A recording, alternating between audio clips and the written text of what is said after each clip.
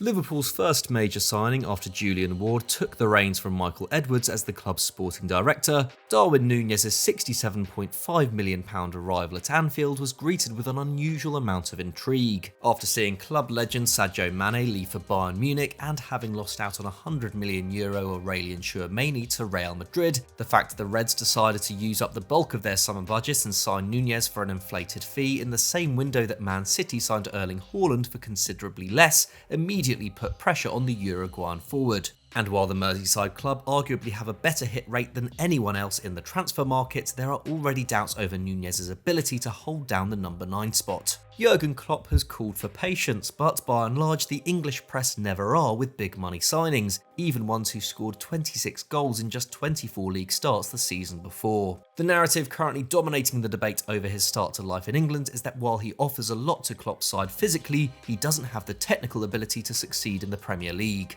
But is that just a load of reactionary nonsense, or does his signing represent a rare mistake for the Liverpool recruitment team? On today's FD Explained, we're going to take a look.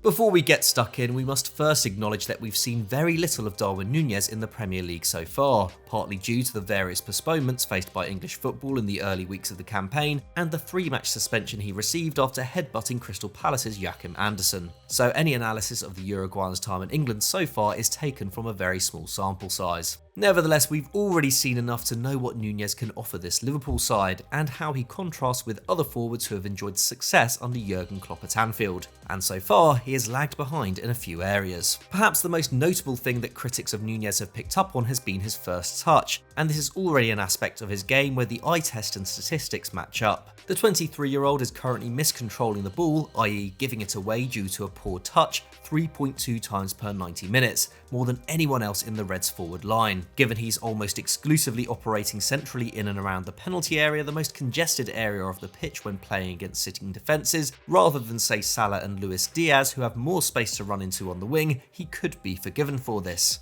But he is also on the ball far less than his teammates in the front line, averaging just 30 touches a match. When you consider Roberto Firmino, his main rival for the centre-forward position, takes almost twice the amount of touches, his wastefulness in possession becomes clear. Nuñez loses the ball with 11% of his total touches, whereas Firmino does so with just 5% of his. What's more, the Uruguayan successfully receives just 44% of passes that are aimed at him. For context, the squad member who fared worst in this metric last term was Diogo Jota on 63%. Newcastle's Chris Wood, who profiles similarly to Nuñez in terms of where he operates and the amount of touches he takes, loses possession with just over 11% of his touches and successfully receives 55% of balls aimed at him. And Jürgen Klopp has, for obvious reasons, never made an approach for the former Burnley striker. Nuñez may be playing as a penalty box goalscorer, but major improvement is still needed in this area of his game if he's to succeed on Merseyside. Unlike Wood, Nuñez is not an old-fashioned target man, and unless we're gravely mistaken, wasn't signed by Liverpool to be one. So it is slightly concerning how little he's involved in the side's overall attacking play. He completes just 9.5 passes per 90 minutes, less than half what anyone else in the squad manages, over 2/3 less than Firmino, and a figure that ranks him in the bottom 8% of forwards across Europe.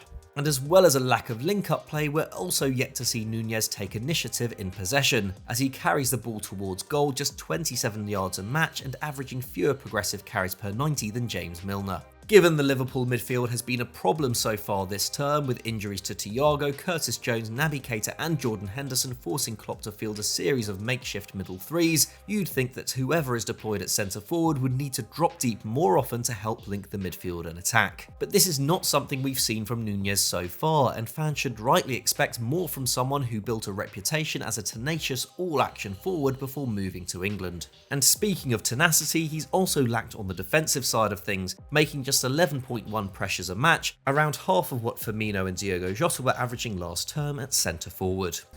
But while Nuñez isn't pressing enough, this is surely only a matter of getting to grips with Klopp's system, and while he undoubtedly needs to sharpen up the technical side of his game, he has still been effective in other ways. A goal and an assist in 39 minutes off the bench on his Premier League debut saved the Reds from a loss against newly promoted Fulham, and while foolishness ultimately cost him on his first start against Crystal Palace a week later, Klopp's side looked far more dangerous going forward with him on the field than without, generating 2 expected goals before he was sent off in 57 minutes and just 0.24 in the remaining 33. It's no surprise that someone who spends so much time in the penalty area has been getting on the end of plenty of chances in a side as productive as Liverpool, but the fact Nunez is registering 7.9 shots per 90 is astonishing, working out to an effort on goal every 12 minutes, with 80% of them coming in the box. Of course, this is also completely unsustainable, but does give us a glimpse into how this Liverpool attack could shift in years to come. Mo Salah, Klopp's primary goalscorer since he was signed in 2017, has underperformed so far this term,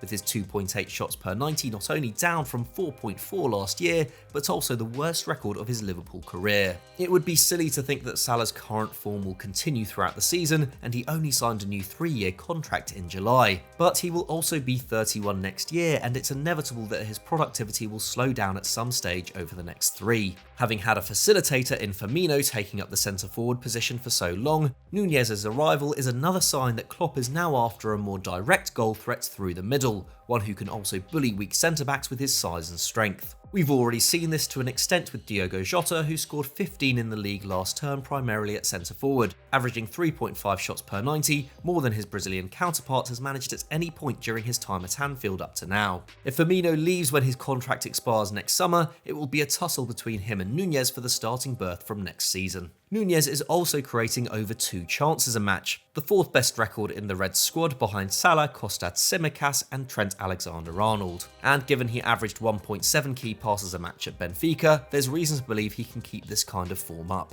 From his time in Portugal, it's also clear that Nunez is an adaptable forward who should only improve under Klopp.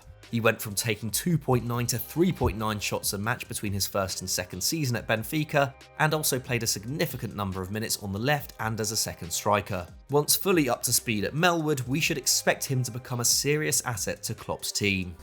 Along with the thunderous Luis Diaz, Darwin's arrival has brought more physicality to the Reds' forward line, and while the Mané-Firmino-Salah connection will be almost impossible to replicate, it will be exciting to see how these latest additions gel on the field.